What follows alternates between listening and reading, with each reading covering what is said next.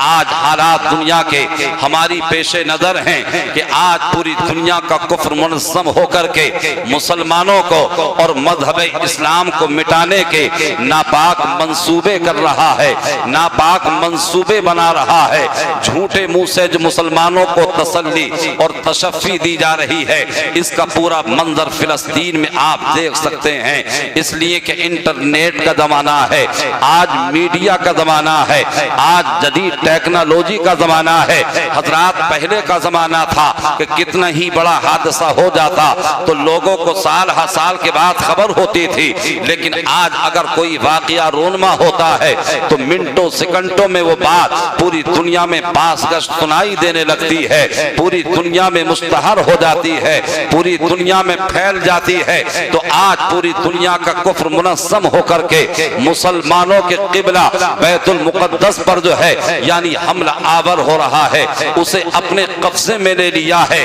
مگر آج ہمارے نگاہوں کے سامنے وہ تمام ہونے والی اموات نگاہوں کے سامنے ہیں، ان بچوں کا سسنا ہماری نگاہوں کے سامنے ہے، ان بیواؤں کا بلکنا ہماری نگاہوں کے سامنے ہے، اور ان بے بسوں کی بے بسی ہماری نگاہوں کے سامنے ہے۔ مگر پھر بھی ہم اپنے آپ کو استوار کرنے کے لیے تیار نہیں ہیں، ہم پھر بھی اپنے آپ کو آمادہ کرنے کے لیے تیار نہیں ہیں، پھر بھی ہمارے دل میں خوف الہی نہیں ہے، پھر بھی ہمارے دل میں خشیت ربی نہیں ہے، پھر بھی اللہ کا ڈر ہمارے دلوں میں نہیں بستا ہے۔ حضرات آج مسلمانوں کے دشمن مسلمانوں کو مٹانے کی ناپاک کوششیں کر رہے ہیں، مگر آج میرا نوجوان اغیار سے دوستی کرتا نظر آ رہا ہے، ان کی باہوں میں باہیں ڈال کر کے اپنی دوستی کو نبھاتا نظر آ رہا ہے اور دوستی کو نبھانے کی کوشش کر رہا ہے۔ حضرات آج دیوالی کا دن ہے، نہ جانے کتنے نوجوان اپنے غیر مسلم دوستوں کے ساتھ میں دیوالی منا رہے ہوں گے، اور بہت سارے تو ناآشنا مسلمان ایسے بھی ہیں جو اپنے گھر میں چراغ بھی جلاتے ہیں، اپنے گھر میں چراغاں بھی کرتے ہیں اور ہولی کی مبارکباد بھی دیتے ہیں، لیکن جب ہم غوث اعظم کا جلسہ سجاتے ہیں یا ہم جلوس محمدی نکالتے ہیں یا ہم جلسہ سیرت النبی کرتے ہیں یا ہم جلسہ جشن عید میلاد النبی کرتے ہیں تو حضرات ہمارا حریف ہم پر فتوے صادر کرتا نظر آتا ہے اور یہ کہتا نظر آتا ہے، ارے تم یہ گیارہویں کرتے ہو، اس میں منفعت کیا ہے، اس میں دنیاوی یا اخروی فائدہ کیا ہے؟ تو تمہیں کیا معلوم، تم نے غوث اعظم کی محبت کو اپنے دلوں میں نہیں سجایا ہے، تو تمہیں محبت کا کیا پتا کہ یہ محبت کس کام میں آتی ہے، یہ محبت انسان کو کتنا بلند و بالا بنا دیتی ہے۔ عزیزان ملت اسلامیہ تو دیکھیے، آپ غوث اعظم سے محبت کرتے ہیں، اہل بستی غوث اعظم سے محبت کرتے ہیں، یہ علماء غوث اعظم سے محبت کرتے ہیں، یہ فقیر قادری بھی غوث اعظم سے محبت کرتا ہے، تو غوث اعظم سے محبت کرنا یہ رائے گا نہیں جاتا ہے۔ مشکات شریف کی حدیث پاک ہے کہ اللہ تبارک و تعالیٰ نے ایک مسلمان کا امتحان لینا چاہا تو ایک فرشتے کو انسانی شکل دے کر کے اسے دنیا میں بھیجا اور اسے ارشاد فرمایا گیا، اسے حکم دیا گیا کہ وہ مسلمان جو اپنے مسلمان بھائی سے ملنے کے لیے جا رہا ہے تو اس کے راستے میں جا کر کے بیٹھ جا۔ اب یہ فرشتہ انسانی شکل میں آتا ہے اور اس کے راستے میں آ کر کے بیٹھ جاتا ہے۔ جب وہ مسلمان اپنے گھر سے قدم نکالتا ہے اور راستہ طے کرتے کرتے جب وہ اس مقام پر پہنچتا ہے جہاں فرشتہ انسانی شکل میں بیٹھا ہوا تھا، جب اس کے قریب میں پہنچا تو فرشتہ کھڑا ہو جاتا ہے اور اس مسلمان کو روک کر کے کہتا ہے، او جانے والے ذرا یہ بتا کہاں جا رہا ہے، او جانے والے ذرا یہ بتا دے کہ تو نے کس سے ملنے کا ارادہ کیا ہے، او جانے والے ذرا یہ بتا دے تو کس کی سنگت کو اختیار کرنا چاہتا ہے، او جانے والے ذرا یہ بتا دے کہ تو کس کی رنگت کو اختیار کرنا چاہتا ہے۔ تو اس نوجوان نے کہا تھا، اس مسلمان نے جواب دیا تھا کہ فلاں بستی میں ایک مسلمان رہتا ہے، میں اس سے ملاقات کرنے کے لیے جا رہا ہوں، میں اس سے ملنے کے لیے جا رہا ہوں، میں اس سے ملاقات کرنے کے لیے جا رہا ہوں۔ تو فرشتے نے کہا تھا کہ ذرا یہ بتا دے کیا اس پر تیرا کوئی قرض ہے, کیا اس پر تیرا کوئی قرض ہے جو تو اسے لینے کے لیے جا رہا ہے, یا تو صرف اس سے ملاقات کے لیے جا رہا ہے؟ تو اس مسلمان نے جواب دیا تھا لا غیر انی احببتہ فی اللہ, نہیں بات صرف اتنی ہے اس پر میرا کوئی قرض تو نہیں ہے, بلکہ بات صرف اتنی ہے کہ میں اس سے اللہ کے لیے محبت کرتا ہوں, میں اس سے اللہ کے لیے ملاقات کرنے کے لیے جا رہا ہوں. تو فرشتے نے مبارکباد دیتے ہوئے کہا تھا او جانے والے تجھے مبارک ہو, میں تیرا امتحان لینے کے لیے آیا تھا, پروردگار نے مجھے بھیجا ہے. لہذا فرشتے نے کہا بِأَنَّ اللَّهَ قَدْ أَحَبَّكَ كَمَا أَحْبَبْتَهُ, کہ جس طریقے سے تو اس مسلمان سے محبت کرتا ہے تو بس اسی طریقے سے پروردگار تجھ سے محبت کرتا ہے. تو مسلمانوں, اگر ایک مسلمان اپنے مسلمان سے محبت کرے تو پروردگار اس سے محبت کرتا ہے. تو غوث اعظم سے جو محبت کرے, غریب نواز سے جو محبت کرے, صابر پاک سے جو محبت کرے, تاج الشریعہ سے جو محبت کرے, تو میرا پروردگار اس سے کتنی محبت فرمائے گا. سبحان اللہ. نعرہ تکبیر, نعرہ رسالت, نعرہ حیدری, نعرہ غوثیت, مسلک اعلی حضرت زندہ باد زندہ باد زندہ باد. ماشاءاللہ. آج ہم اور آپ غوث اعظم کی اس محفل میں بیٹھے ہیں, غوث اعظم رضی اللہ تعالی عنہ کی کانفرنس میں بیٹھے ہیں. ہمیں ذکر غوث اعظم کرنا بھی ہے اور آپ کو ذکر غوث اعظم سماعت بھی کرنا ہے. حضرات گرامی, غوث اعظم رضی اللہ تعالی عنہ کے تعلق سے ابھی قبلہ مفتی صاحب نے بتایا کہ جتنا غوث اعظم پر لکھا گیا ہے اتنا کسی ولی پر شاید اور نہیں لکھا گیا ہے. بہت سارے مناقب آپ کے بیان کیے گئے ہیں, بڑے قصیدے آپ کے پڑھے گئے ہیں, اور سرکار اعلی حضرت نے تو عشق غوث اعظم میں ڈوب کر کے نبی کی بارگاہ میں عرض کیا تھا یا رسول اللہ تیری سرکار میں لاتا ہے رضا اس کو شفیع جو میرا غوث ہے اور لاڈلا بیٹا تیرا. حضرات غوث اعظم رضی اللہ تعالی عنہ بڑی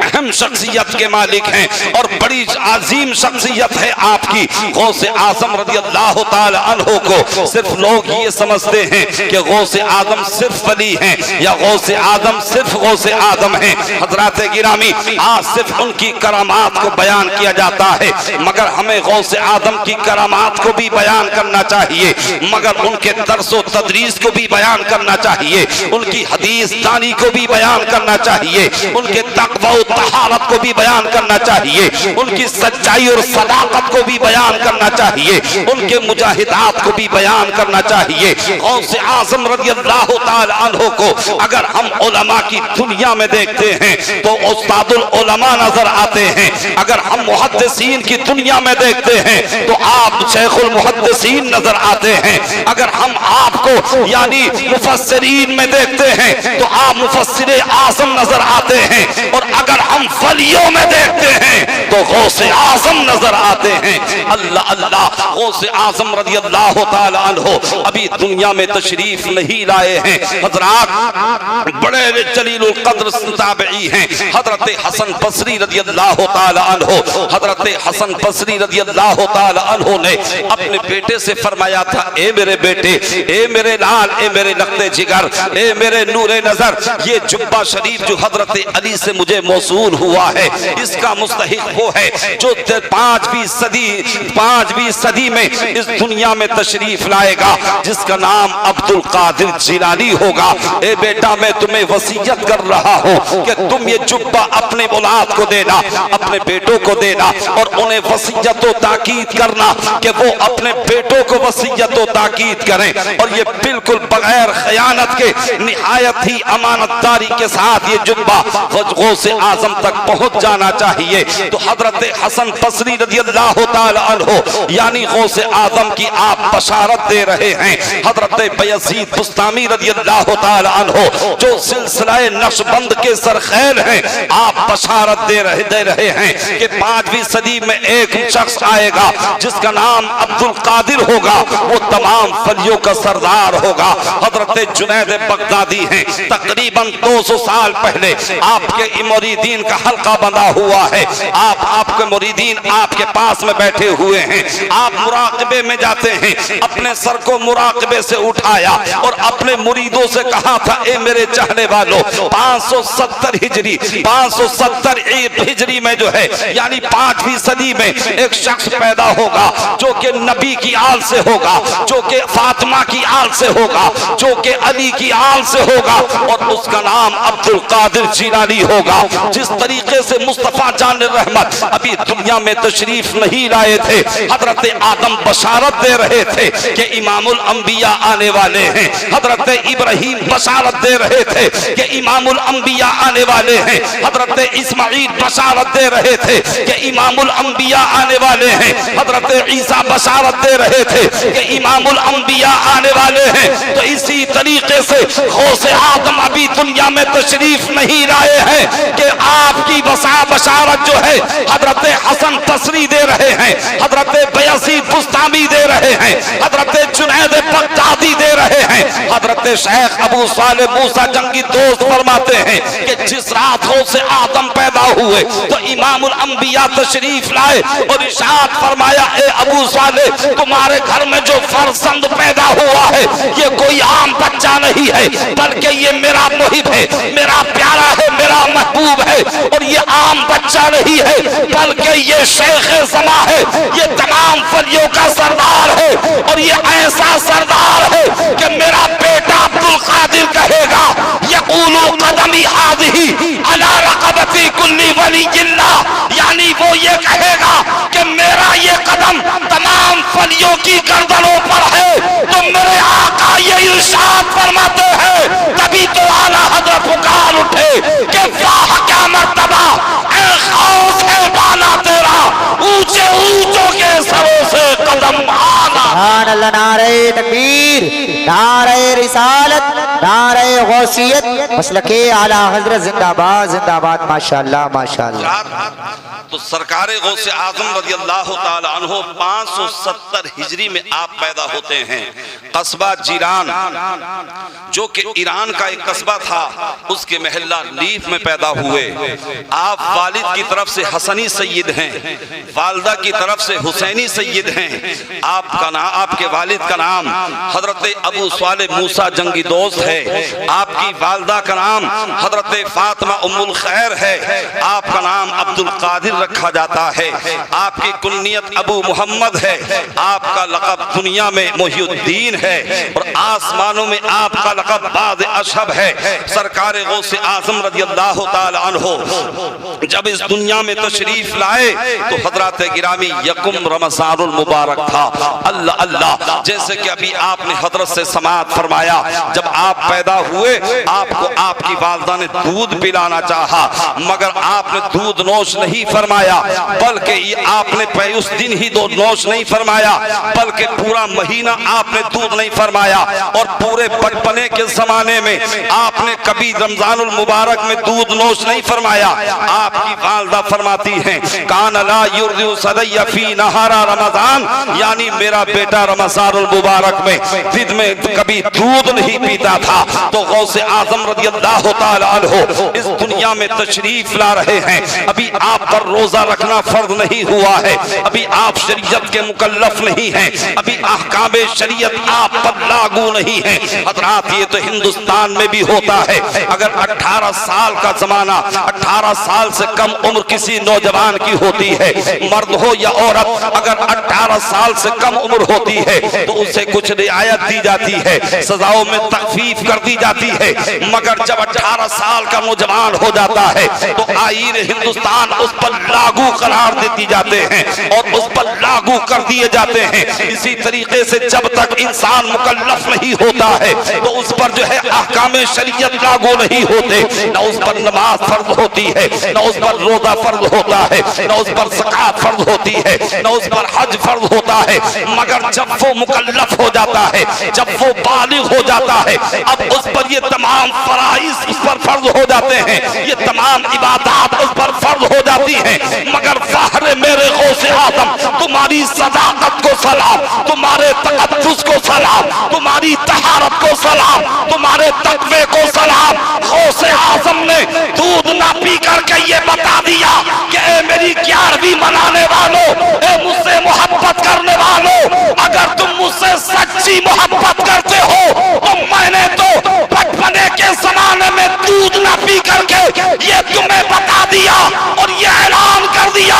مگر تم بالغ ہونے کے بعد روزہ رکھنا، اور اگر تم پر کوئی ایسی مصیبت آ جائے یا تم سفر میں ہو یا تم بیماری میں مبتلا ہو تو روزے کا احترام کرنا، اگر دل میں کھانا تو چھپ کر کے کھانا۔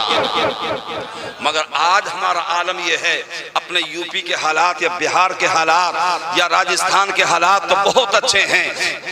یا ممبئی کے حالات تو بہت اچھے ہیں، مگر بہت ساری جگہیں ہندوستان میں ایسی ہیں کہ وہاں لوگ بہت کم روزہ رکھتے ہیں۔ کرناٹک ہم لوگ جاتے ہیں، مفتی صاحب نے بڑی بڑی مساجد میں جو ہے تراویح پڑھائی ہے، خطابات سے لوگوں کو مالا مال کیا ہے اپنے حضرات گرامی۔ وہاں لوگ روزہ تو نہیں رکھتے ہیں مگر افطار کرنے کے لیے روز آتے ہیں۔ پھر ہم کہتے ہیں ارے صاحب ہم بڑی پریشانی میں ہیں، ہم پر جو ہے آج مصیبتوں کے پہاڑ توڑے جا رہے ہیں۔ لہذا میرے بھائیوں، ہمیں اپنی زندگی میں انقلاب برپا کرنا ہوگا، ہمیں اپنی زندگی میں بدلاؤ پیدا کرنا ہوگا۔ جب تک ہم شریعت کے تابعدار نہ ہو جائیں، جب تک ہم شریعت کو فالوور نہ ہو جائیں، جب تک ہم شریعت کو فالو نہ کرنے لگیں، جب تک شریعت کے رنگ میں ہم رنگ نہ جائیں، اس وقت تک ہم سچے قادری نہیں ہو سکتے ہیں، اس وقت تک ہم سچے چشتی نہیں ہو سکتے ہیں، اس وقت تک ہم سچے صابری نہیں ہو سکتے ہیں، اس وقت ہم سچے نظامی نہیں ہو سکتے ہیں، اس وقت تک ہم سچے برکاتی نہیں ہو سکتے ہیں، اس وقت تک ہم سچے جو ہے اشرفی نہیں ہو سکتے ہیں، اس وقت تک ہم سچے رضوی نہیں ہو سکتے ہیں۔ لہذا شریعت کی پیروی کرو۔ حالات بڑے ناگفتہ بھی ہیں، حالات بڑے نازک ترین چل رہے ہیں۔ آج ہم نے مذاق سمجھ رکھا ہے کہ صرف فلسطین کے مسلمانوں کو مارا جا رہا ہے یا صرف فلسطین کے مسلمانوں کو برباد کیا جا رہا ہے۔ اگر ہم نے اپنے آپ کو استوار نہ کیا، اگر ہم نے اپنی زندگی میں انقلاب برپا نہ کیا تو آپ جانتے ہو یہ ہندوستان کس کی تقلید کر رہا ہے، یہاں کا پی ایم کس کی تقلید کر رہا ہے، یہ دوستی سے کس سے ہاتھ بڑھا رہا ہے۔ جو حشرات فلسطین میں کیا جا رہا ہے، اللہ نہ کرے وہ وقت یا وہ عہد یا وہ زمانہ آئے کہ یہاں کے مسلمانوں پر یعنی ایسا وقت آ جائے، لہذا وہ وقت آنے سے پہلے غوث اعظم کے سچے وفادار بن کر کے اپنے رب کی بارگاہ میں سر کو جھکا دو اور ہمیشہ سچ بولنے کی عادت ڈالو۔ جب تم رب کی بارگاہ میں عرض کرو گے مولا میں غوث اعظم کا سچا وفادار ہوں، نہ تو نماز کبھی چھوڑوں گا نہ کبھی جھوٹ میں بولوں گا، تو رب کی رحمت جواب دے گی اے میرے بندے، ارے غوث اعظم کی غلامی اختیار کرنا یہ تیرا کام تھا اور تمہیں عزت دینا یہ میرا کام۔ سبحان اللہ سبحان اللہ، ماشاءاللہ ماشاءاللہ ماشاءاللہ۔ اب سرکار غوث اعظم رضی اللہ تعالی عنہ پیدا ہو گئے۔ سرکار کی جب 4 سال یا 5 سال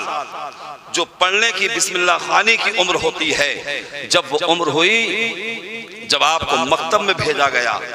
آج ہمارے یہاں تعلیم پر زور بہت کم ہے۔ 12 سال تک 15 سال تک تو ہمارے بچے یوں ہی کھیلتے پھرتے ہیں۔ ماں بھی خوش ہے میرا بچہ تو فیس بک چلاتا ہے، باپ بھی خوش ہے کہ میرا بچہ تو بڑا اچھا گیم کھیلتا ہے، اور سب گھر والے خوش ہوتے ہیں۔ مگر حضرات گرامی آج یہ جو گیم کھیل رہا ہے، جب یہ جوان ہو کر کے جب تم اس کی بہو لے کر کے آؤ گے، جب یہ تمہارے ساتھ میں گیم کھیلے گا تو پتا چلے گا کہ ہاں یہ جو ہم نے بچپن میں گیم کھلایا تھا آج اس کے جو ہے یہ کس طرح سے بل یعنی گل اور بوٹے جو ہے یہ کھلا رہا ہے۔ تو لہذا میرے بھائیوں ہم اپنے بچوں کو تعلیم یافتہ بنائیں، انہیں زیور تعلیم سے آراستہ کریں۔ حضرات آج دیکھا یہ جاتا ہے کہ نہ ہمارا بچہ مدرسے میں جاتا ہے نہ ہمارا بچہ اسکول میں جاتا ہے۔ آج آپ یہودیوں کو دیکھیے، مٹھی بھر ہیں یہودی پوری دنیا میں، مگر بایولوجی پر ان کا قبضہ ہے، ٹیکنالوجی ٹیکنالوجی پر ان کا قبضہ ہے، میڈیا پر ان کا قبضہ ہے، تو حضرات انہوں نے دین کو سیکھا ہے، انہوں نے تعلیم کو حاصل کیا ہے، انہوں نے ریسرچ کی ہے، تحقیق کیا ہے۔ آج پوری دنیا پر حکومت کر رہے ہیں یہودی، جبکہ ان کا کوئی دین نہیں ہے، جبکہ ان کا کوئی مذہب نہیں ہے، ان کا مذہب بھی باطل و مسدود ہے، اور وہ خود بھی کاذبین کی جماعت میں سے ہیں، وہ اللہ کے بھی دشمن ہیں، وہ جبریل کے بھی دشمن ہیں، وہ رسول اللہ کے بھی دشمن ہیں، اور ہم تو ایسا مذہب صادق رکھتے ہیں کہ اللہ تبارک و تعالیٰ نے اعلان فرما دیا کہ غم مت کرنا، سستی مت کھانا، ہم تمہیں کو غالب کریں گے، شرط یہ ہے کہ تم پکے مومن بن جانا۔ یہ کوئی میرا یا آپ کا اعلان نہیں ہے، کسی پردھان منتری کا اعلان نہیں ہے، کسی نیتا کا اعلان نہیں ہے، بلکہ وہ پروردگار فرما رہا ہے جس کی شان ہے لا تبدیل لکلمات اللہ، اللہ کی باتیں بدل نہیں سکتی، لا مبدل لکلمات اللہ، اللہ کی باتوں کو کوئی بدل نہیں سکتا۔ وہ پروردگار فرما رہا ہے کہ ہے قول محمد قول خدا، فرمان نہ بدلا جائے گا اور بدلے گا زمانہ لاکھ مگر قرآن نہ بدلا جائے گا۔ سبحان اللہ سبحان اللہ، ماشاءاللہ ماشاءاللہ ماشاءاللہ۔ سرکار غوث اعظم رضی اللہ تعالی عنہ کی عمر شریف جب پڑھنے کی ہوئی، آپ کو مکتب میں بھیجا گیا۔ آج ہمارے ہاں تو جو ذہین بچے ہوتے ہیں، ماں پہلے ہی فیصلہ کر لیتی ہے کہ میں تو ڈاکٹر بناؤں گی، انجینئر بناؤں گی، اور جو بالکل جو ہے پٹ دماغ ہوتا ہے، نہ جسے رینٹ کا شعور ہے، نہ صفائی کا، نہ طہارت کا، اسے امام صاحب کے پاس میں بھیج دیتے ہیں کہ لو امام صاحب پڑھے گا نہیں تو کم سے کم یہاں کھیلتا تو رہے گا۔ لہذا میرے بھائیوں، ہم اپنے بچوں کو بہترین عالم بھی بنائیں۔ مفتی مدثر صاحب کے والدین بڑے لائق و فائق ہیں، بڑے خوش نصیب ہیں یہ کہ انہوں نے جہاں اپنے بچوں کو کسی کو مکینک بنایا ہے، کسی کو مستری بنایا ہے، تو انہوں نے آخرت کے لیے اپنا ایک بیٹا حافظ و قاری عالم و مفتی بھی بنایا ہے، جو خود بھی راہ مستقیم پر چل رہا ہے اور دنیا کو راہ مستقیم پر چلنے کی دعوت دیتا ہے۔ اگر ایک بھی دعوت قبول ہو گئی ان کی تو ان کے لیے بھی ذریعہ نجات ہو جائے گا، اور ان کے والدین کے لیے بھی ذریعہ نجات بن جائے گا۔ حضرات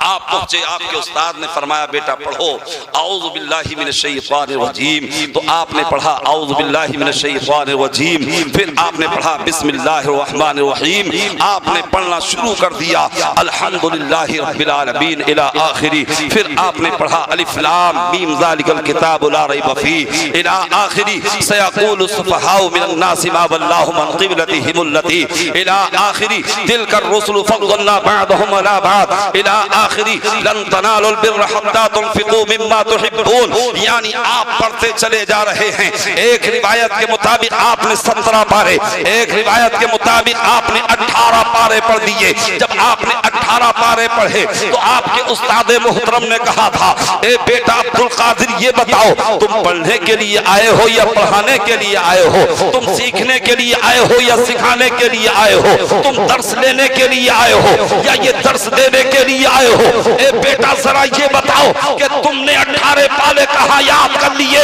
تو غوث اعظم کی والدہ نے کہا تھا اے میرے استاد محترم، میری والدہ 18 پاروں کی حافظہ ہے، اور میری والدہ کا یہ معمول زندگی ہے کہ میری ماں روزانہ جب تک 18 پاروں کو تلاوت نہیں کر لیتی اس وقت تک اپنے بستر پر نہیں لیٹی تھی۔ میری ماں کام بھی کرتی، تلاوت قرآن بھی کرتی، میں نے اپنی ماں کے شکم میں تلاوت قرآن سن سن کے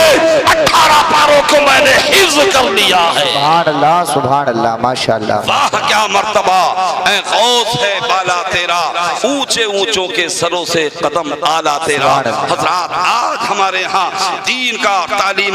تعلیم دنیا، تعلیم دین کا بہت فقدان نظر آ رہا ہے۔ آج جو امیر طبقہ ہوتا ہے وہ اپنے بچوں کو انگلش میڈیم میں پڑھاتا ہے، جو غریب طبقہ ہوتا ہے اسے کسی امام یا عالم کی درسگاہ میں بھیجا جاتا ہے۔ نہ تو دنیا کی تعلیم بری ہے، اور یہ تو دین کی تعلیم ہے ہی اچھی، مگر دنیا کی تعلیم بھی بری نہیں ہے۔ آج کچھ امیر لوگ، آج کچھ عمرا یا فضلا لوگ یا فقراء لوگ یہ کہتے ہیں کہ مولانا لوگ تو مذہب اسلام کے ماننے والے اور یہ علماء تو دنیاوی تعلیم کی مخالفت کرتے ہیں، لہذا نہ تو کوئی عالم دنیاوی تعلیم کی مخالفت کرتا ہے، نہ مذہب اسلام کسی دنیاوی تعلیم کی مخالفت کرتا ہے، بلکہ میرے آقا نے تو خود ارشاد فرمایا تھا کہ تم دوسرے لوگوں کی زبانوں کو سیکھو تاکہ تم ان کے حملوں سے محفوظ رہ سکو۔ لہذا میرے بھائیوں، آج ہم جب بیمار ہوتے ہیں تو ہمیں ڈاکٹر کی ضرورت پڑتی ہے، ہم یہ مکان بناتے ہیں ہمیں انجینئر کی ضرورت پڑتی ہے، ہم مقدمہ لڑتے ہیں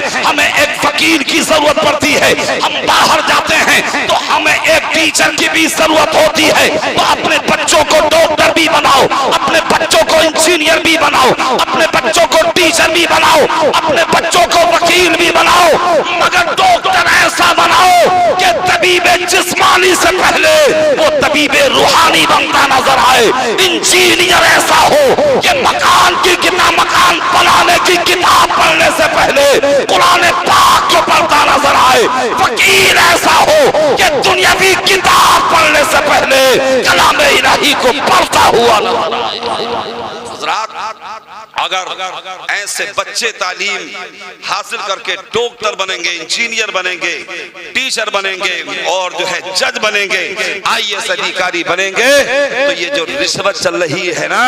اس کا سب کا جو ہے خاتمہ ہو جائے گا۔ آج ایک چپڑاسی بغیر رشوت کے قدم اٹھانے کے لیے تیار نہیں ہے۔ اگر آپ پیسے نہ دیں تو ہزار بہانے وہ چپڑاسی کر دیتا ہے۔ آج ٹائم نہیں ہے، آج فائل نہیں ملی ہے، آج صاحب نہیں بولے ملے، آپ بیٹھے ہیں، طرح طرح کے ہیلے اور بہانے پیش کر دیے جاتے ہیں۔ اگر جیب میں 100 کا نوٹ ڈال دیا جائے یا پیسوں کی گٹھی ڈال دی جائے تو یہ چپڑاسی بھی ناچتا نظر آتا ہے، وکیل بھی ناچتا نظر آتا ہے، جج صاحب بھی کام کرتے نظر آتے ہیں۔ آخر وجہ کیا ہے کہ جس کے دل میں خشیت ربی نہیں ہوتی ہے، جس کے دل میں خوف الہی نہیں ہوتا ہے، تو وہ دنیا والوں سے نہیں ڈرتا، وہ عدل سے کام نہیں لیتا، وہ انصاف سے کام نہیں لیتا، بلکہ جس کے دل میں خدا کا خوف ہوتا ہے، جب وہ فیصلہ کرتا ہے عدل و انصاف کے ساتھ میں کرتا ہے۔ غوث اعظم رضی اللہ تعالیٰ عنہ کو آج ہم صرف ولی سمجھتے ہیں، ہم سمجھتے ہیں 11ویں کلی کافی ہے، 11ویں خالی کیا کافی ہے؟ تو حضرات 11ویں کرنا بھی اچھا ہے، کھلانا بھی اچھا ہے، کھانا بھی اچھا ہے۔ کچھ لوگ تو اس کے بھی بڑے مخالف ہیں اور یہ کہتے ہیں ارے صاحب یہ تبرک جو ہے مولویوں نے جو ہے ڈھکوسلا بازی کر رکھی ہے اور اپنے کھانے کا اہتمام و نظم کر رکھا ہے۔ مگر حضرات گرامی مجھے یہ بتائیے، یعنی جو تبرک بنایا جاتا ہے، بریانی بنائی جاتی ہے، مرغا ذبح کیا جاتا ہے، اس میں جو مسالے ڈالے جاتے ہیں، کیا نمک حرام ہے؟ کیا مرچ حرام ہے؟ کیا ریفائنڈ یا تیل حرام ہے؟ کیا چاول حرام ہے؟ اگر ہم غوث پاک کا نام نہ دیں، نظر و نیاز کا نام نہ دیں، تب تو وہ بریانی بھی جائز ہے، وہ قورمہ بھی جائز ہے، مگر وہ ظالم کہتا ہے ارے تم نے غوث اعظم کی طرف نسبت کر دی ہے، تم نے 11ویں کی طرف نسبت کر دی ہے، اب یہ مرغا بھی حرام ہے، اب یہ بریانی بھی حرام ہے۔ مگر میں آپ کو یہ بتا دینا چاہتا ہوں، اگر کوئی بریانی ہوتی ہے تو وہ صرف بریانی ہوتی ہے، اگر قورمہ ہوتا ہے تو وہ صرف قورمہ ہوتا ہے، لیکن اگر اس پر تلاوت قرآن کر دیا جاتا ہے، اگر اس پر درود پاک پڑھ دیا جاتا ہے، اب وہ بریانی نہیں بلکہ وہ تبرک بن جاتی ہے، اب وہ قورمہ نہیں بلکہ وہ تبرک بن جاتا ہے۔ اور قرآن فرماتا ہے فیہ شفاء للناس، یعنی ہم نے قرآن پاک کو لوگوں کی شفا ہی کے لیے نازل کیا ہے، تو اگر قرآن کو پڑھ کر کے کسی آدمی پر دم کر دیا جائے تو اللہ اسے تندرستی عطا فرماتا ہے، اگر گناہگار کے لیے پڑھ دیا جائے تو اللہ اسے جو ہے مغفرت اسے دے دیتا ہے، اور اگر کھانے پر پڑھ دیا جائے تو اللہ اسے شفا یاب بنا دیتا ہے۔ سبحان اللہ، سبحان اللہ، ماشاءاللہ، ماشاءاللہ۔ سرکار غوث اعظم کی زندگی 3 حصوں پر مشتمل ہے۔ آپ نے 18 سال تک یعنی جیلان میں پڑھا، اور جب آپ کی والدہ نے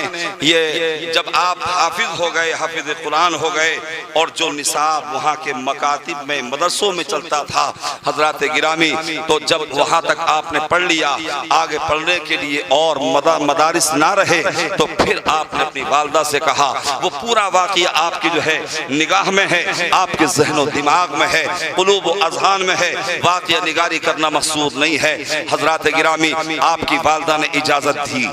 اور اجازت دے کر کے فرمایا تھا، اے میرے لال، تم نے ایسا سوال مجھ سے کیا ہے، تم نے دین کی تعلیم حاصل کرنے کے لیے مجھ سے کہا ہے، تو میں سب کچھ گوارا کر سکتی ہوں، مگر میں تمہیں اجازت دینے سے جو ہے میں بالکل نہیں رہ سکتی ہوں۔ اے میرے لال، جاؤ، اللہ تمہارا حافظ و نگہبان ہے، جاؤ تم دین کی تعلیم حاصل کرو اور خوب پرچم اسلام کو بلند کرو۔ اے میرے بیٹے، جب تم میرے گھر میں رہو گے تو تم میرے گھر میں بہار لاؤ گے، اور جب تم تعلیم حاصل کرنے کے لیے بغداد میں جاؤ گے تو تم سے گلشن اسلام میں بہار آئے گی۔ عزیزان ملت اسلامیہ، مگر آپ کی والدہ نے کہا تھا، اے میرے بیٹے، اے میرے لال، آج ہی آخری ملاقات میری اور تمہاری ہو رہی ہے، اب ملاقات دنیا میں نہیں بلکہ قیامت کے دن ہوگی۔ اس کے دل سے پوچھئے ناکامیوں کی لذتیں، لٹ گیا ہو جو مسافر جا کے منزل کے قریب۔ حضرات، جو بڑھاپے کا سہارا ہو، عصائے پیری ہو، اور وہ بیٹا جو کہ اپنی ماں کا بے جا فرما بردار ہو، اپنی ماں سے بے پناہ محبت کرتا ہو، مگر ماں نے جب یہ کہا ہوگا کہ اب میرا چہرہ تمہیں دیکھنا یا تمہارا چہرہ مجھے دیکھنا نصیب نہ ہو سکے گا، کل قیامت کے دن میری اور تمہاری ملاقات ہوگی، تو حضرت غوث اعظم کے دل پر کیا گزری ہوگی۔ اسی لیے اللہ کے رسول صلی اللہ علیہ وسلم نے ارشاد فرمایا تھا، اطلب العلم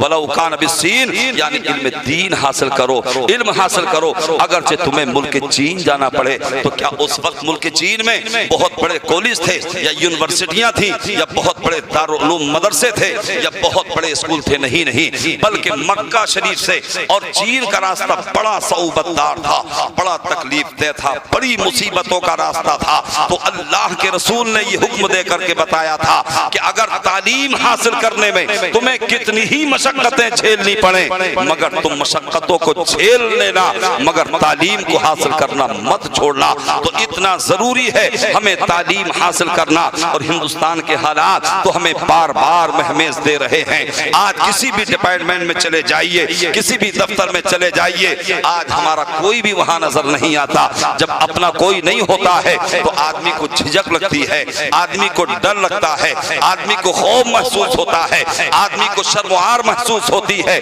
حضرات، یہی وجہ ہے کہ ایک چارٹر جو ادنا سا درجے کا ہوتا ہے یا ایک ہریجن جو ادنا سا درجے کا ہوتا ہے، بڑے سے بڑے آفیسر کے پاس میں چلا جاتا ہے، اس لیے کہ ان کے اپنے ہیں، انہیں کوئی خوف نہیں لگتا، ڈر نہیں لگتا۔ لہذا اپنے بچوں کو دین کی تعلیم بھی دلوائیے اور دنیا کی بھی تعلیم دلوائیے۔ اور ایسا ہو نہیں سکتا کہ ہم اپنے بچوں کی اچھی تربیت نہ کریں اور ہمارے بچے ہمارے فرما بردار بن جائیں، ہم اپنے بچوں کی اچھی تربیت نہ کریں اور ہمارے بچے ہماری خدمت کرنے والے بن جائیں۔ حضرات گرامی، جو اپنے بچوں کی اچھی تربیت نہیں کرتے ہیں، اپنے بچوں کو دین کی یا دنیا کی تعلیم سے آراستہ نہیں کرتے ہیں، اپنے بچوں کو مہذب نہیں بناتے ہیں، اپنے بچوں کو مؤدب نہیں بناتے ہیں، تو ہوتا یہ ہے جب ماں باپ دنیا سے چلے جاتے ہیں، جب ان کا انتقال ہو جاتا ہے تو 40 تک تو غم کیا جاتا ہے اور ان کا سوگ منایا جاتا ہے، غم کا اظہار کیا جاتا ہے، مگر 40واں ہونے کے بعد پھر وہی مسرت کی لہر گھر میں دوڑتی ہے۔ بیٹا بھی مسکراتا نظر آتا ہے، بیٹی بھی تبسم کرتی نظر آتی ہے، گھر کا بچہ نظر آتا ہے مسکراتا ہوا، مگر جو لائق و فائق بچے ہوتے ہیں، جو اچھے تربیت یافتہ بچے ہوتے ہیں، اپنے ماں باپ کا غم بھی کرتے رہتے ہیں۔ 40واں ہو جائے تب بھی غم رہتا ہے، برسی ہو جائے تب بھی احساس رہتا ہے، وہ اپنے ماں باپ کے نام سے صدقہ و خیرات بھی کرتے رہتے ہیں، وہ اپنے ماں باپ کے لیے دعائے مغفرت بھی کرتے رہتے ہیں، وہ اپنے ماں باپ کے لیے ایصال ثواب بھی کرتے رہتے ہیں، وہ اپنے ماں باپ کی قبور کی زیارت بھی کرتے رہتے ہیں۔ تو اپنے بچوں کی اچھی تربیت کرو تاکہ جب تک تم دنیا میں رہو تو تمہارے بچے تمہاری عزت کرتے رہیں، جب دنیا سے جاؤ تو تمہارے لیے تمہارے بچے وہ دعائے مغفرت کرتے رہیں۔ ایسا کبھی نہیں ہو سکتا ہے کہ آپ نے بویا تو مٹرا ہو مگر آپ روئی کی یا جو کپاس کی کھیتی کو کاٹ لیں، ایسا کبھی نہیں ہو سکتا کہ آپ نے گیہوں بوئے ہو اور آپ گنے کی فصل کاٹ لیں، ایسا نہیں ہو سکتا۔ اگر آپ نے مٹر بویا ہے تو مٹر کی فصل آپ کاٹیں گے، اگر آپ گنے کی فصل بوئیں گے تو وہی آپ کو حاصل ہوگی۔ تو اگر ہم نے جو بویا ہے وہی فصل ہمیں ملتی نظر آئے گی، تو اگر ماں باپ اچھی تربیت کرتے ہیں تو بچے بھی اچھے ہوتے ہیں اور بچیاں بھی اچھی ہوتی ہیں، وہ گھر رحمتوں کا معمورہ بن جاتا ہے۔ تو اگر ماں نیک ہوتی ہے تو بیٹا تاج الشریعہ بن جاتا ہے، اگر ماں صادقہ ہوتی ہے تو بیٹا اعلیٰ حضرت بن جاتا ہے، اگر ماں سیدہ ہوتی ہے تو بیٹا مختوم سمنہ بن جاتا ہے، اگر ماں سیدہ عارفہ ہوتی ہے تو بیٹا مختوم مہدیرہ بن جاتا ہے، اگر ماں ساہدہ ہوتی ہے تو بیٹا غریب نواز بن جاتا ہے، اگر ماں ام الخیر ہوتی ہے تو بیٹا غوث اعظم بن جاتا ہے۔ تو آج کے زمانے میں کوئی غریب نواز یا اعلیٰ حضرت یا غوث اعظم تو پیدا نہیں ہو سکتے، مگر کم سے کم غوث اعظم کے غلام تو ضرور پیدا ہو سکتے ہیں۔ درود پاک پڑھی، اللہم صلی علی سیدنا و مولانا محمد وبارک وسلم، صلاۃ و سلام علیک یا رسول اللہ صلی اللہ تعالی علیہ وسلم۔ جب تک بکے نہ تھے تو کوئی پوچھتا نہ تھا، تم نے خرید کے ہمیں انمول کر دیا۔ دیکھو مسکرا کے سن لو ورنہ تقریر جو ہے پھر اور لمبی ہو جائے گی۔ محبت سے بولیے سبحان اللہ۔ اس کونے والے تو یہ سوچ رہے ہیں کہ مولانا سلام ہی پڑھ لو، مگر سلام پڑھا جب ہی جائے گا جب کہ ٹائم ہو جائے گا۔ محبت سے بولیں سبحان اللہ۔ ایسے ہی تقریر ہو رہی تھی، کسی نے نعرہ لگایا کہ نعرہ تکبیر تے کونے سے آواز آئی ہائے تقدیر، کہ مطلب یہ تھا کہ بھئی تقریر کب ختم ہوگی، لہذا تقریر ختم ہونے میں ہے، بس آپ مجھے 10-15 منٹ اور برداشت کر لیں۔ محبت سے بولیں سبحان اللہ۔ حضرات، تو آج جہاں غوث اعظم کے چاہنے والے پوری دنیا میں پائے جاتے ہیں تو غوث اعظم کے دشمن بھی پوری دنیا میں پائے جاتے ہیں، مگر مٹ گئے مٹتے ہیں مٹ جائیں گے آدھا تیرے، نہ مٹا ہے نہ مٹے گا کبھی چرچا تیرا، نہ مٹا ہے نہ مٹے گا کبھی چرچا تیرا۔ آج لوگ یہ کہتے ہیں کہ صاحب سرکار غوث اعظم کی 11ویں مناتے ہو اور اس سے فائدہ کیا ہوتا ہے؟ تم یا غوث المدد کہتے ہو تو پاکستان کے تو کچھ مولانا جو غیر مقلد ہیں یا وہابی ہیں یا اہل حدیث ہیں وہ تو اسی بات پہ جو ہے پوری طاقت کو صرف کر رہے ہیں۔ ارے صاحب یا غوث المدد کیوں کہہ دیا، ارے صاحب یا خواجہ المدد کیوں کہہ دیا، یا رسول اللہ کیوں کہہ دیا، اور وہ مفتی بن رہے ہیں جو کبھی مدرسے میں جا کر کے نہ جھانکے ہیں، ہے نا؟ اور اب تو وہ بھی فاتحہ پڑھ رہے ہیں جو پوری زندگی بھر اب تک کی لائف میں، جسے مولانا طارق جمیل، میں تو جلیل کہتا ہوں، مولانا طارق جلیل صاحب پوری زندگی بھر میں اب تک جتنی بھی تقاریر و خطابات اسپیچ ہیں ان کی، سب میں یہی کہتے رہے کہ قبر کو نہیں پوجنا چاہیے، فاتحہ نہیں پڑھنا چاہیے، اس سے کیا یہ شرک ہے، یہ بدعت ہے، یہ دور صحابہ میں نہیں تھا، یہ دور تابعی میں نہیں تھا۔ مگر جب بیٹے کا انتقال ہوا تو سب بھول گئے اور پھر مجبوراً وہیں جانا پڑا جا کے سرکار اعلی حضرت کے غلام اپنے قدم پر چل رہے ہیں اور جس روش پر چل رہے ہیں، تو مٹ گئے مٹتے ہیں مٹ جائیں گے آدھا تیرے، نہ مٹا ہے نہ مٹے گا کبھی چرچا تیرا۔ مولانا ناظم صاحب چلے گئے ہیں کسی کام سے، اصل میں ان کی ذمہ داری بڑی لمبی ہے، انہیں یہاں بھی دیکھنا ہے انہیں وہاں بھی دیکھنا ہے، کوئی بات نہیں ہے، ایک مرتبہ اور محبت سے بولیں سبحان اللہ۔ تو میں عرض یہ کر رہا تھا، ابھی مفتی صاحب نے بتایا اولیاء اللہ لا یموتون بل ینتقلون من دار الی دار، کہ اللہ والے مرتے نہیں ہیں بلکہ ایک مکان سے دوسرے مکان کی طرف منتقل ہو جاتے ہیں۔ جیسے کہ مفتی مدثر صاحب پہلے یہاں مصطفیٰ آباد میں رہتے تھے، اب رودرپور میں رہتے ہیں، جس طریقے سے یہاں زندہ تھے ویسے ہی رودرپور میں زندہ ہیں، جیسے یہاں دیکھتے تھے ویسے ہی رودرپور میں دیکھتے ہیں، جیسے یہاں سنتے تھے ویسے ہی رودرپور میں سنتے ہیں۔ تو اللہ والے مرتے نہیں ہیں بلکہ ایک مکان سے دوسرے مکان کی طرف منتقل ہو جاتے ہیں۔ تبھی تو اعلیٰ حضرت کہتے ہیں کہ تو زندہ ہے واللہ، تو زندہ ہے واللہ، میرے چشم عالم سے چھپ جانے والے۔ حضرات، تو میں آخری بات پیش کر دوں، محبت سے بولیں سبحان اللہ۔ حضرت شاہ ولی اللہ محدث دہلوی رحمت اللہ تعالی علیہ بہت بڑے محدث ہیں، بہت بڑے مفسر ہیں، بہت بڑے عالم دین ہیں، تو انہیں ہم بھی مانتے ہیں، دیوبندی بھی مانتے ہیں، اور انہیں اہل حدیث بھی مانتے ہیں، غیر مقلد بھی مانتے ہیں۔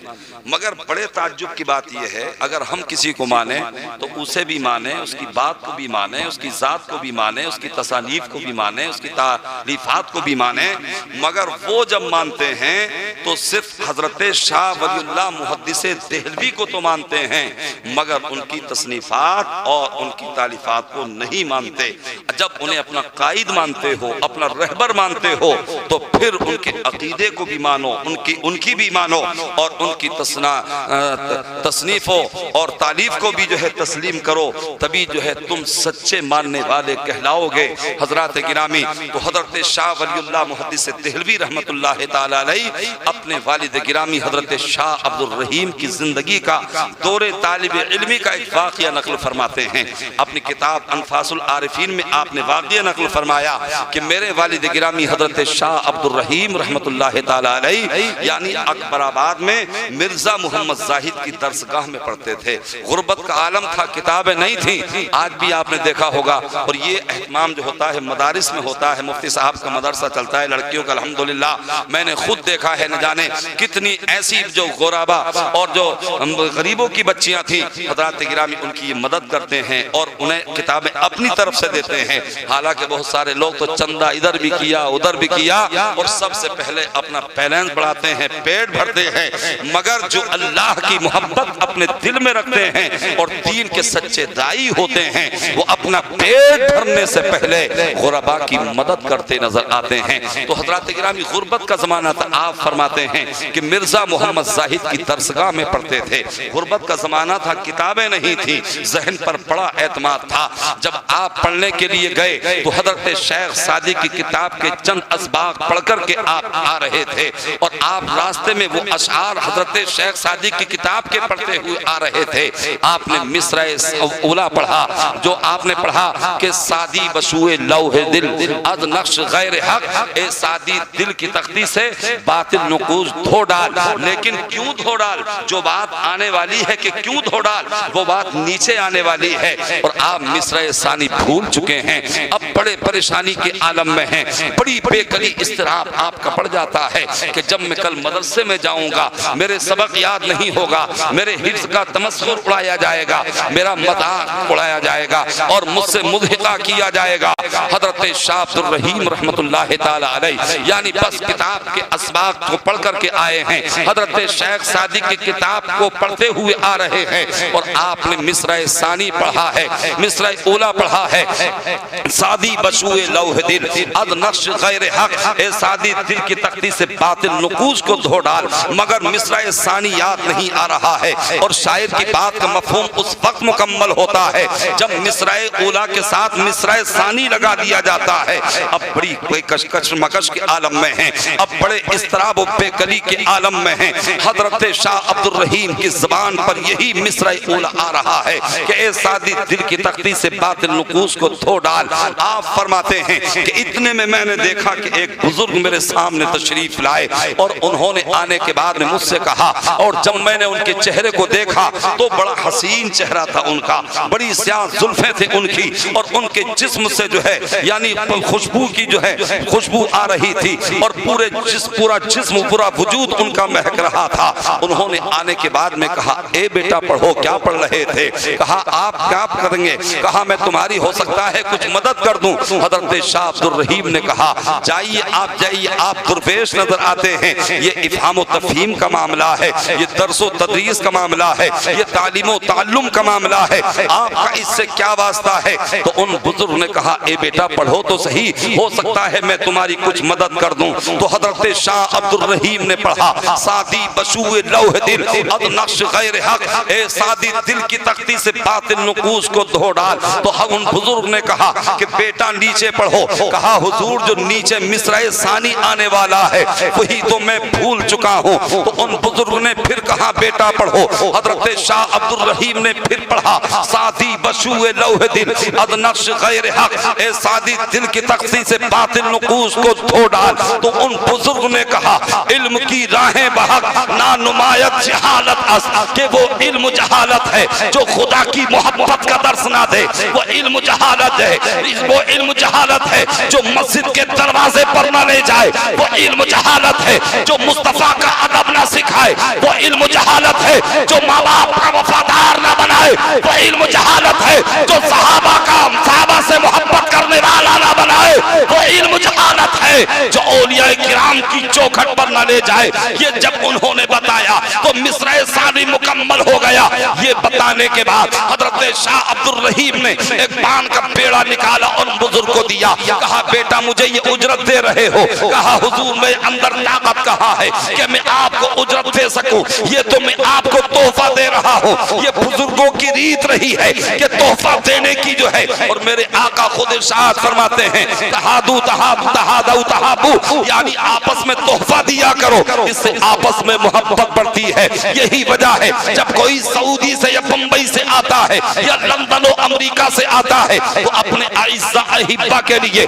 کچھ نہ کچھ تحفہ لے کر کے آتا ہے، جس سے کہ محبت پیدا ہوا کرتی ہے۔ ان بزرگ نے اس پان کے پیڑے کو واپس کر کے کہا اے بیٹا اسے تم رکھ لو، میں اسے تناول نہیں کرتا ہوں، اور اے بیٹا مجھے جانے دو۔ اب حضرت شاہ عبد الرحیم فرماتے ہیں کہ وہ بزرگ جانے لگے، انہوں نے ایک قدم اٹھایا اور میری منتہائے نظر پر قدم کو رکھا تو میں یہ سمجھ گیا یہ کوئی عام آدمی نہیں بلکہ یہ تو کسی بزرگ کی روح ہے جو میری مدد کے لیے آئی تھی، مجھے سبق بتانے کے لیے آئی تھی۔ تو انہوں نے کہا او جانے والے ذرا اپنا نام تو بتا، او جانے والے ذرا اپنا پتہ تو بتا، میں تیرے نام کی خیرات کیا کروں گا، میں تیرے لیے دعائے مغفرت کیا کروں گا، میں تیری بارگاہ میں خراج محبت پیش کیا کروں گا۔ تو آپ جانتے ہو یہ کون تھے؟ یہ حضرت شیخ سعدی رضی اللہ تعالی عنہ تھے، جنہیں وصال کیے ہوئے یعنی 500 برس ہو چکے تھے،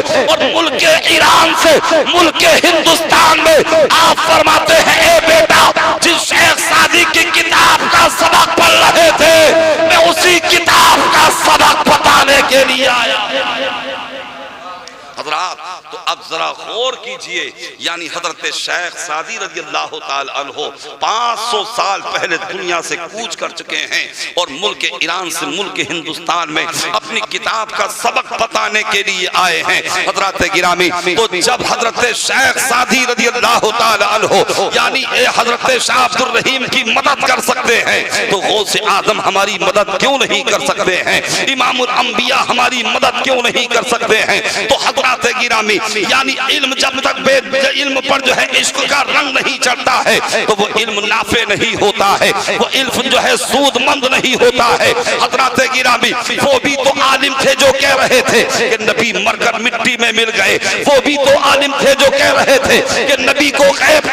کی خبر نہیں ہے، وہ بھی تو عالم تھے جو کہہ رہے تھے کہ نبی تو ہم جیسے بشر ہیں۔ تو جب اس دور میں کسی نے لکھا کہ نبی تو مر کر مٹی میں مل گئے تو میرے امام نے لکھا تھا اور میرے امام نے کہا تھا کہ تو زندہ ہے واللہ، تو زندہ ہے واللہ، میرے چشم عالم سے چھپ جانے والے۔ جب کسی نے لکھا تھا کہ نبی کو تو غیب کی خبر نہیں تو میرے امام نے کہا تھا کہ اور کوئی غیب کیا تم سے نہا ہو بھلا، جب نہ خدا ہی چھپا تم پہ کروڑوں درو۔ جب کسی نے لکھا کہ نبی تو ہم جیسے بشر ہیں تو میرے امام نے بریلی سے لکھا تھا اللہ کی سرتابہ قدم شان ہے یہ انسان ہی انسان